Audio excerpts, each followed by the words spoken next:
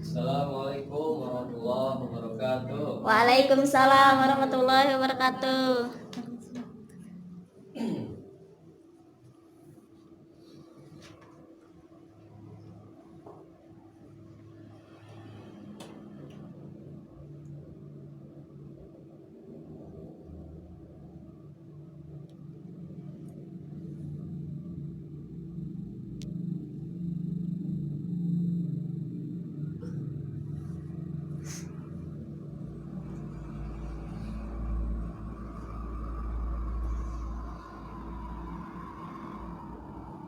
Selamat pagi anak-anak.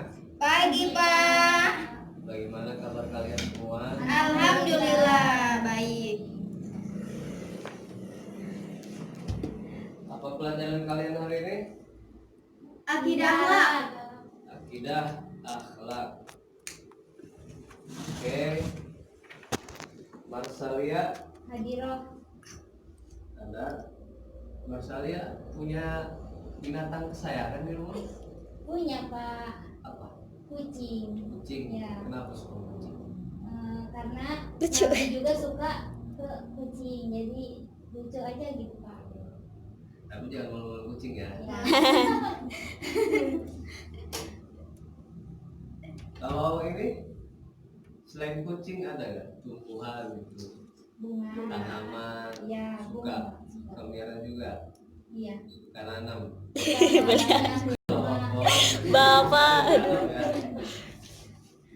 Mia Ilmia, Hadir Pak. Mia punya binatang piaraan, binatang kesayangan. Kesayangan nggak ada Pak, kalau peliharaan ada. Miara apa? Kambing. Miara kambing. Iya, Jadi pengembala. iya Pak. Ya, Nabi juga. Iya, kami ikut Nabi Musa. Nabi Musa seorang pengembala juga. Iya. Nah, Nabi Muhammad tadi suka kucing. Ada juga yang riwayat hadis Abu Hurairah. Nah, Abu Hurairah suka kucing. Mita Sari, Tidak ada. Tidak masuk Pak. kemana Mita? Kurang tahu, Pak. Ada yang tahu kabar Mita? Tidak ada. Tidak ada. Berarti Alfa ya. Iya. Muhammad Samarkoni, Tidak ada, Pak. tidak ada juga. Iya. Tidak ada kabar. Tidak, Tidak Pak. ada. Alfa juga ya. Mulyati, Hadiroh. Mulyati punya binatang kesayangan.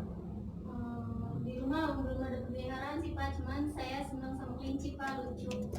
Senang tapi belum punya. Iya, pernah punya cuman udah nggak ada sekarang. Kasihan. Pernah punya. Pernah punya. Insya Allah mudah-mudahan nanti besok atau lusa ada yang ngasih kamu kelinci. Amin. Dapat kelinci. Tapi jangan kelinci yang berpeci hitam ya. Bahaya. Oh, bahaya itu malah. Kalau ini, Hadir, Pak, hadiroh. kalau Roa ini punya binatang kesayangan Banyak, Pak. Wow, banyak. Iya, boleh dong. ada 2, Pak. Banyak 2.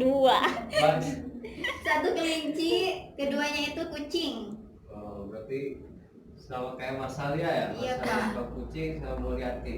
Berarti kamu hobinya Sama dong. Sama. hobinya kayak semua orang. Kayak semua orang. Ya baiklah.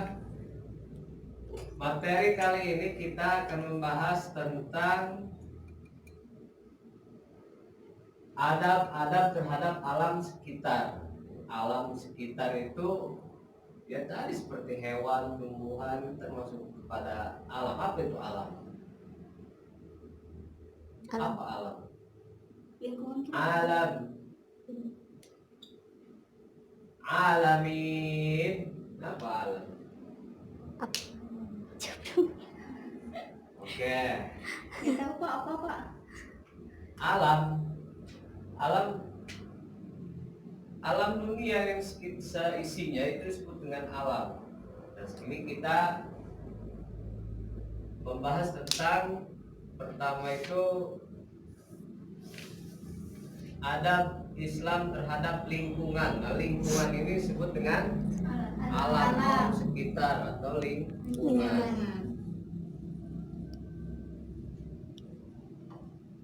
Adab, apa itu adab? Adab. itu perilaku. Nah, ini bisa kita baca adab itu adalah aturan atau perilaku mengenai sopan santun yang didasarkan atas aturan agama.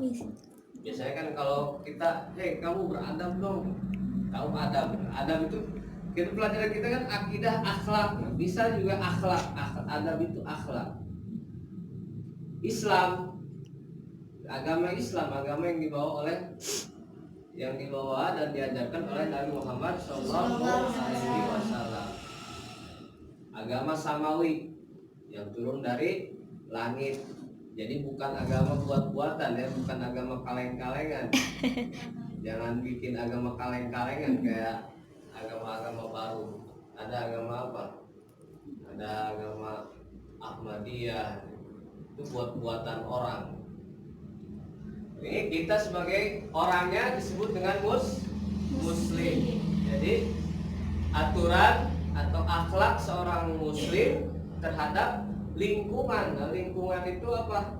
Kesatuan ruang dengan semua benda, daya, keadaan, dan makhluk hidup termasuk manusia dan perilakunya itu sendiri.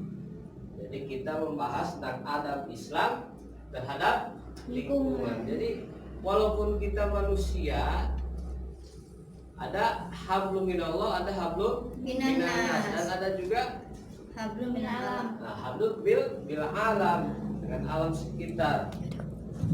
Nah, banyak nanti kita jelaskan contoh-contoh akhlak Rasulullah yang menunjuk Shallallahu Alaihi Wasallam yang mencontohkan akhlaknya terhadap lingkungan sekitar. Bagaimana kita menghargai tanaman, menghargai tadi binatang piaraan, jangan sampai menyakiti.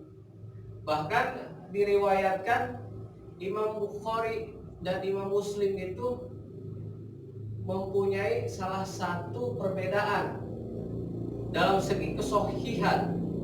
Jadi Imam Bukhari itu lebih tinggi kedudukan sohihnya dibandingkan dengan Imam Muslim. Kenapa? Karena ada diriwayatkan Imam Muslim itu pernah memanggil ayam dan dia pura-pura memberi makanan padahal di tangannya tidak ada beras. Nah itu. Jadi salah satu menghargai alam, menghargai binatang ternak itu harus dihargai. Nah, itu dari hal yang seperti itu, sekecil itu pun bisa mengakibatkan turunnya derajat kita dibandingkan dengan yang lainnya. Nah, sekarang lingkungan dalam konsep Islam itu dipahami dalam hubungannya dengan Tuhan sebagai pencipta, pemelihara, dan sekaligus pemberi tempat bagi kehidupan untuk seluruh makhluknya secara kafah. Apa itu kafah? Menyeluruh, yang baik serta ideal. Jadi lingkungan di sini kita bahas lingkungan konsep dalam ajaran Islam.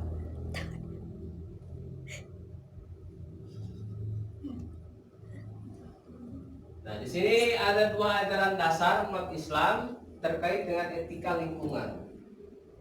Apa yang pertama? Rabbul Alamin. Rabbul Alamin itu kembali kepada siapa? Kepada Allahu Subhanallahu Wa ta'ala. Rabbul Alamin, bahwasannya Allah itu adalah Tuhan semesta alam. Jadi bukan Tuhan bersama, semuanya dilayani oleh Allah. Dan kita sebagai harus rahmatan lil alamin. Sebagaimana kita ketahui, kita hafal bahwasannya Rasulullah sendiri wa ma arsalnaka illa rahmatan lil alamin. Itu sebagai manusia diberi amanat untuk mewujudkan segala perilakunya dalam rangka kasih sayang terhadap seluruh alam. Nah, di sini kita sebagai manusia harus mempunyai rasa kasih sayang terhadap alam. Contohnya tadi kita harus kepada kucing harus sayang, harus tidak boleh memukul kucing, tidak boleh memukul anjing, tidak boleh atau menyembelih kelinci tanpa ada alasan. Tiba-tiba ada kelinci sembelih, tiba-tiba ada kambing sembelih, apa ya, itu menunjukkan bahwa kita tidak rahmatan lil alamin. Nah, di sini ada dua pokok ajaran terhadap etika dengan lingkungan. Rabbul alamin karena kita ini hamba Allah, dan rahmatan lil alamin kita juga punya tugas untuk menyayangi sesama makhluk hidup, sesama dengan lingkungan. Dan di sini kita contoh prinsip-prinsip Rasulullah Shallallahu Alaihi Wasallam dalam menjaga lingkungan. Yang pertama, melarang pencemaran lingkungan. Jadi tidak boleh kita mencemari lingkungan. Apa dalilnya? Dalilnya di sini diriwayatkan oleh Abu Daud dan Ahmad dan Ibnu Majah bahwasanya kita harus menjauhi 3 perilaku terlaknat. Ijtanibu anil la'inin. Jauhilah perkara-perkara yang membuat Allah itu melaknat kita. Nah, apa diantaranya? Yang pertama, buang kotoran di sumber air. Kan? Di sumber air ada lingkungan kita, sungai mengalir sebagai tempat pencaharian, tempat mandi, tempat cuci piring, tempat mengisikan, kan? Tiba-tiba ada yang BAB di depan yang tidak sopan. Di sini nggak boleh kan buang kotoran di sumber air atau sumur, ada sumur orang, tiba-tiba dikencingin di situ, ini nggak boleh. Ini laknat. Hal-hal yang seperti ini adalah hal yang terlaknat. Pinggir jalan, biasanya kan suka kencing pinggir jalan. Ada para pemuda, para biasanya sopir tuh kalau udah kebelet tiba-tiba malah kencing mobil sendiri dikencingin. Emang ada ya Pak? Nggak tahu Pak. Ini nggak boleh. Ini terlaknat, sifat-sifat yang dilaknat oleh Allah. Di bawah bangun ruang atau naungan pohon, tempat orang mau berteduh, kehujanan mau berteduh bawah pohon, tahu-tahu bau air kencing. Nah, itu kan sangat mengotori. Ini tidak menjaga lingkungan. Yang kedua, menghilangkan segala bahaya. Kalau ada kerikil atau batu menghalangi jalan, maka harus dibuang. Yang ketiga, menjaga kebersihan lingkungan. An-nazafatu minal iman. Sesuai apa sih? Di sini Orang minyak sama umur. dari materi-materi tadi tentang Iya benar sih. lingkungan, menjaga lingkungan, Bapak akan membagikan 2 kelompok. Kelompok yang pertama itu apa? Coba berikan dampak positif berbuat baik terhadap lingkungan. Nah, silakan untuk kelompok 1. Dan untuk kedua kelompok 2, coba tuliskan dampak negatif apabila kita mengabaikan adab terhadap lingkungan. Ya, silakan didiskusikan, ditulis dengan temannya. Salah satu orang menulis, satu orang mencari idenya, dan jika sudah tolong dipresentasikan ke depan.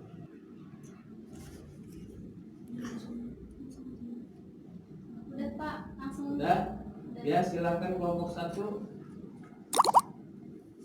Baik, assalamualaikum warahmatullahi wabarakatuh. Waalaikumsalam Saya perwakilan dari kelompok 1 akan menjelaskan mengenai dampak positif beradab baik terhadap lingkungan. Di antaranya dapat menikmati udara segar, yang kedua sehat dan sejahtera, yang ketiga keseimbangan alam terpelihara, dan yang keempat habitat flora dan fauna terpelihara. Itu adalah dampak positif beradab baik terhadap lingkungan. Terima kasih. Ya, bisa dikumpulkan sini.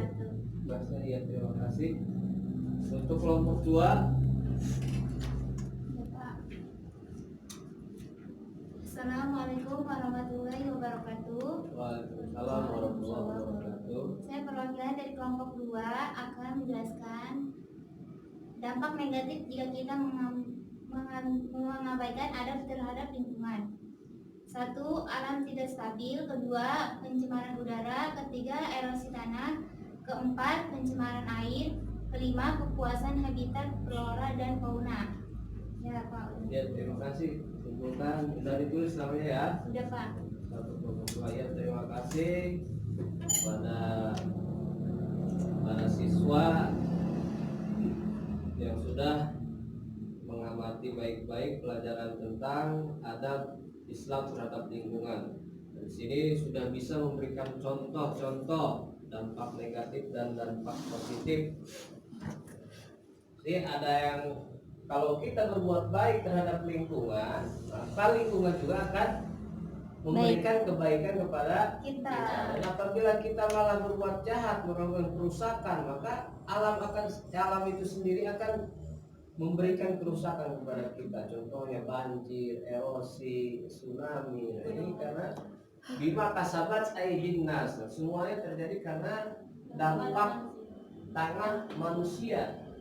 Jadi kesimpulannya dari materi ini, bila kita meneladani Rasulullah dengan hadis-hadis yang tadi, maka dan mengamalkan ajarannya, pastilah alam ini akan bersahabat dengan kita dan kita akan hidup aman, sentosa dan makmur. Ya, terima kasih. Untuk materi selanjutnya mungkin ada Bapak Guru atau Ibu Guru yang lain yang akan masuk. Terima kasih. Kita tutup acara ini dengan sama-sama membacakan Alhamdulillah. Wabillahi taufiq wal hidayah. Wassalamualaikum warahmatullahi wabarakatuh.